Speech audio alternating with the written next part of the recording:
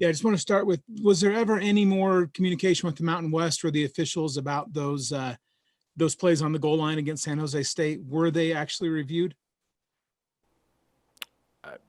I didn't ask that. And on the injury front, I did ask in the middle of a timeout. Are they definitely? you said that after the game. Yeah. Are they definitely being reviewed? And and and it was shared that that it should be any play near that's a possible scoring play, that it is. But I didn't. If I picked the phone up or shot a text or no, sir. And when you look at Boise State's quarterback, they've had a line of good ones. What makes Bachmeier effective? You look very good feet, sudden release, very accurate, really really good arm strength, and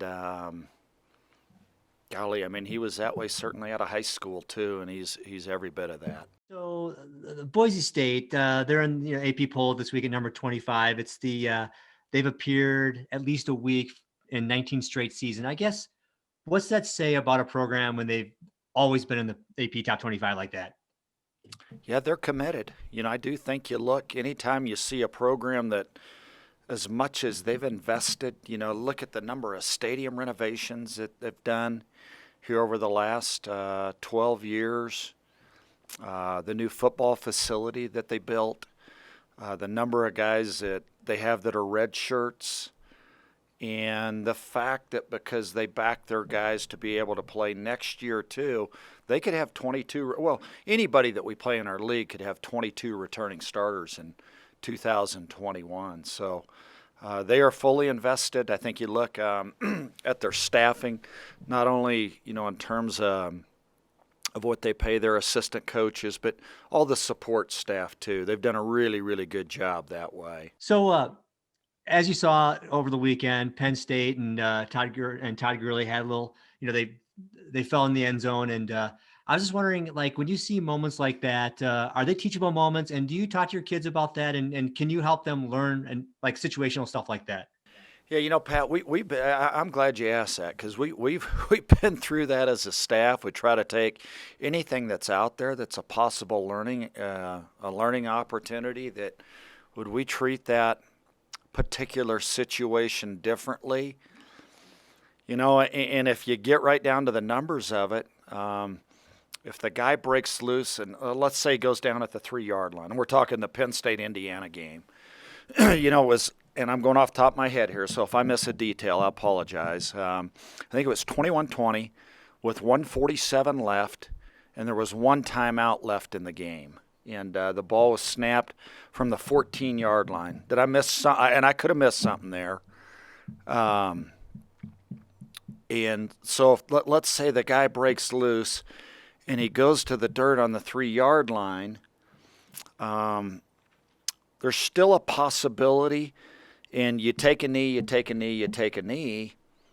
Golly, there's still a possibility that Indiana gets the ball back with approximately 20 seconds, 18 to 20 seconds, at least in the math and the way we did it. And could you hit a couple of long balls out of those two and then maybe get in field goal range and win 23-21? Perhaps. And we've studied that. I have studied that scenario. And I don't think there would be anything that would be drastically different, quite frankly. And that's probably the easy reply would be, heck yeah. Golly, he's got to go down. You got to give him the heads up. Well, you can give a kid a heads up, certainly always to stay in bounds. But in that situation, the other team would still get the ball. There was still going to be about, like I said, 20 seconds or so remaining. Sorry for going into being pretty in-depth, but we have, to answer your question, that play. I'm curious, you've already played a game at Falcon Stadium with only the cadets in the stands for the most part. At times, and I know you're a dialed-in guy, but at times does it not feel like you're playing in a game because you don't have that traditional atmosphere at Falcon Stadium? you're still playing football. At least in terms of what goes on in between the two sidelines. And I think in this year, quite frankly, you're just grateful that you get to play. What is it like because obviously none of us can go on to the campus and watch you practice and watch it. Well, we can have one person come and watch you play a game, but what's the feeling like in mood on campus for a week like Boise State? Are you, I'm going to try and, so you're saying just. I'm just curious, like, I don't know, 2020 has been such a weird and odd year. Nothing is normal. I know you were trying your best to make it as normal as possible, but is that easier said than done, I guess? I'll say this. I mean, there is some, at least you're still taking classes. Some classes are in person. Some classes are online. You're still in the dorm with the rest of the student body. Now, is there nearly as much social interaction? No, I don't think there is, anywhere. If you're respecting the virus, I don't think there is anywhere, no matter whether it's at work, whether it's, I'll tell you, even at home. I mean, I've told our guys repeatedly, hey, the only person with whom I should truly contact trace should be Amanda. And no other coworker, no other coach, no player, where that should be the case. Now, I think there would be an interpretation, being on the flight of when we went to California. I would imagine that would have triggered a trace. But it is different. And I think if we don't view it as different, then we're probably making a mistake in some regards. I think we're going to talk to Elisha Palm here. I'm just curious, when you recruited a set of twins like that, I mean, how much of that was a package deal? What kind of relationship did they have, and how much did they lean on each other in making it at the academy? Yeah, Brent, they're really, really close. And I'll tell you what, that family has done an amazing job of raising their kids. And I just have never had a single. I mean, he's been academically, has done quite well. Really solid and mature young man, and he's a worker. Both of them are, Elijah and Elisha. So it's neat to see. His senior year, he's paid a price. So for him to be able to, again, thank goodness that there are some games for him to be able to play this fall is pretty neat. Was it packaged? That'd be a good question for him, rather than trying to answer that. Okay. And in terms of the guys who are out for COVID protocol, will they be available on Saturday? Time will tell. I think for any guy, that's just that's the reality of where we're working. I'm trying to think, will we have anybody different practice today? Will we have anybody that practices today that did not play on Saturday? I do not think so, off the top of my head, just trying to give you my – I do not think so. So if they were not able to return until Thursday, which is what I believe the timeline I was told, would you be able to play them if they only had, a day or two of practice? Yeah, I think we got to get to a point where that's the case. What do you mean? What is that? Just, I mean, we got to get to Thursday, if that was accurate. One more Air Force related question. Would Brandon Lewis, would he be a candidate to switch over to tailback? I don't think so. You're asking like a long haul? No, sir. I don't think so. Okay. And then any words on Boise State's defense? I don't know how much different they are from what you've seen in the past? You know, they're, golly, they're, you know, we asked a little bit earlier. I mean, I think they are old, very, very experienced. And I mean, I do think, you know, if you look at the roster and you see how many RSs are beside their name, so they're guys that have been in their program for quite some time, very stout up front, excellent at corner. I mean, and a tremendous group. I mean, I think last year, I don't think it'd be a stretch to say they were the best defense in the Mountain West Conference last year, and this year they're going to be an exceptional group again. Yeah, Elisha, just to follow up on what we talked about after the game the other night with you and your brother, you know, as recruits, you know, how much did the two of you talk about this together and kind of make this decision as a team to come to Air Force? So originally they offered me first, and then like I think later down the road they offered my brother, and I guess he just, you know, couldn't leave me and wanted to follow me here. And we definitely discussed it and thought like this was the best opportunity for both of us, because we didn't know if we were going to play college football together or go to the same school, but that's just how it worked out. And, you know, we're at the same place, and it's, you know, a lot of people here don't have siblings with them, so I like that a lot, and I get to lean on my brother, and if we have any struggles, we get to, you know, talk it out, and just having that, you know, bond with someone at the academy is definitely something I like, you know, just about the academy and being able to follow my brother. So. And were there any specific, you know, everybody I've talked to at the academy has hard times where, you know, you consider all options. You know, were there times you remember going to him and leaning on him to stick with it? You know, we were always, you know, to stick with it, and we never had the thought about like, oh no, I don't know if I can do this anymore. But it's more just like when it comes to school, like academics, just if we were in the same class, just always studying together. We did that all the time when we were in high school and growing up. So it was just that comfortability to be with my brother if we're struggling in the class, just like a study buddy, and if I had questions about anything else, just a brother, you know. Yeah. And how much has it meant for your family for both of you to get a free education like this and to set yourself up? Like, what does that mean back home?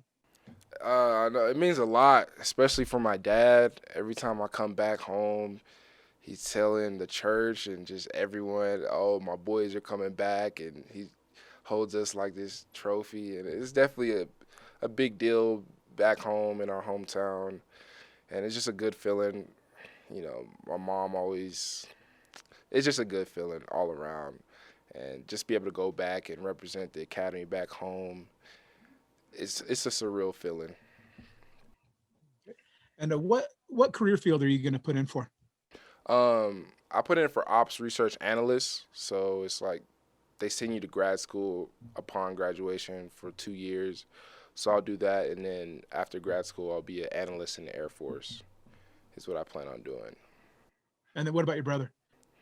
He's a mechanical engineering major, so he's trying to do engineering in the Air Force. I think it's called, I can't remember the name, but it's basically engineering in the Air Force. Operational engineer, or can't remember the exact name. And preparing for Boise, you know, having seen San Jose State in an offense that can really throw the ball, how much has that helped as you kind of turn the page and looked at what Boise does with their offense? Yeah, so I feel like seeing San Jose was a good thing to see originally, because, you know, when you're going against scouts, you can't see that real speed and just that over-the-top passing that San Jose did. I think it will help a lot for us getting ready for Boise State. And, you know, they do a lot of similar things, so couldn't ask for a better opponent to play before Boise. Elijah, one thing we've seen early on in the season is the defense has played really, really well. I think just 24 points given up in those first 2 games. You know, a lot of new faces, you know, freshmen and guys who are reserves. What's been the key to the success early on for this unit?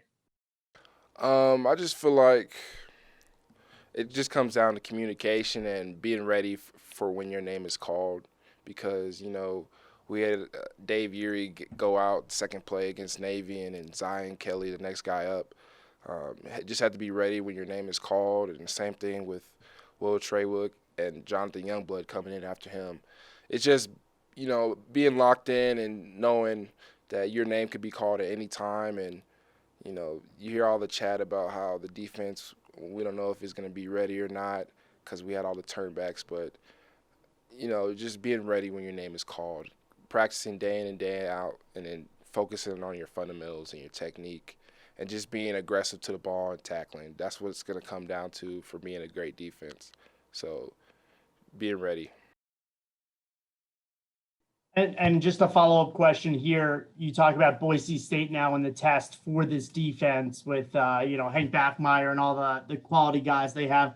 How much are you looking forward to this as a defensive unit to kind of see where you are, how you match up against one of the premier offenses in the country? Yep.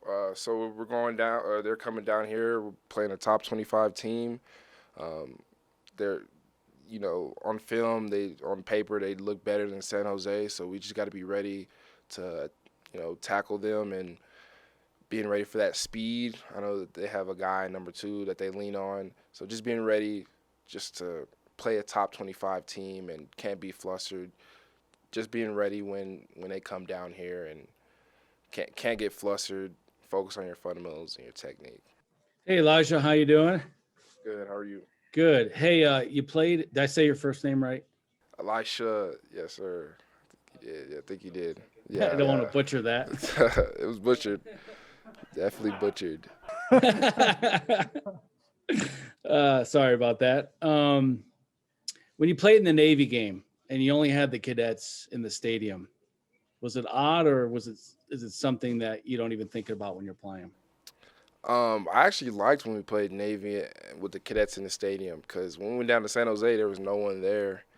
And with the cadets being there, the atmosphere, they spread it out, and it looked pretty full. And I was like, oh, it looked like we have some fans here, even though it's just a cadet wing.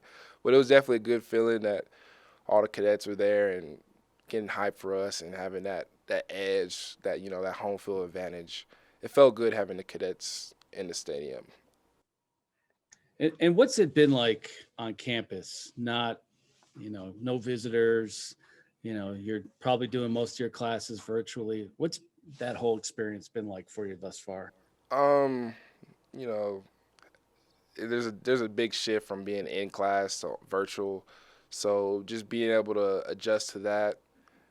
I've been thinking it's been more, lenient, more chill, more relaxed since it's moved to virtual. You don't have to worry about getting up and getting, dressed sometimes, and you just, turn your laptop on and join the call, and class is just done by that. So I think it's been a lot easier with regards to like your time and all of that.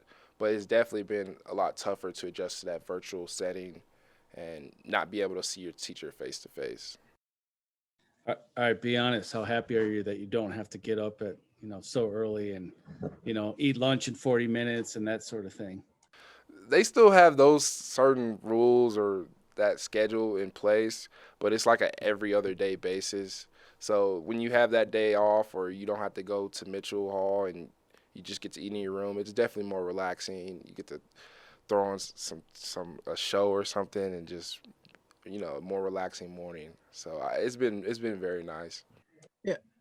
After last year, I think the hype for this year's Boise State game was going to be pretty huge. I think you guys were going to play them in week 2. You were both ranked at the end of last year. Does it still feel like that to you? Does this still feel like a big time matchup? Definitely does, because Boise has reigned over the Mountain West the past few years. So it's definitely, this game is going to hit a little different, especially when they come down to our place. It's not going to be an easy game for them. And it's going to hit different. Being a top 25 opponent, this game means a lot to the people who really know who Boise State is and what they're about. Yeah, you guys had some obviously huge, players missing last week against San Jose State. How difficult was that for the rest of you to kind of move forward without? I mean, most teams can't go without an All-American and an All-Conference player like Parker.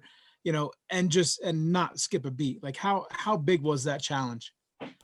Well, kind of like Shaw said, we just had that next man up mentality, and we were excited for K Camp and for Hawk to step up and get their first start under their belt. And we know they're capable players, and of course, we miss Nolan and Krebs out there, but like you said, we just went out there and we knew we just had to execute our jobs, and that's what we went out and tried to do. And to presumably get them back this week, I mean, how much of a difference will that make?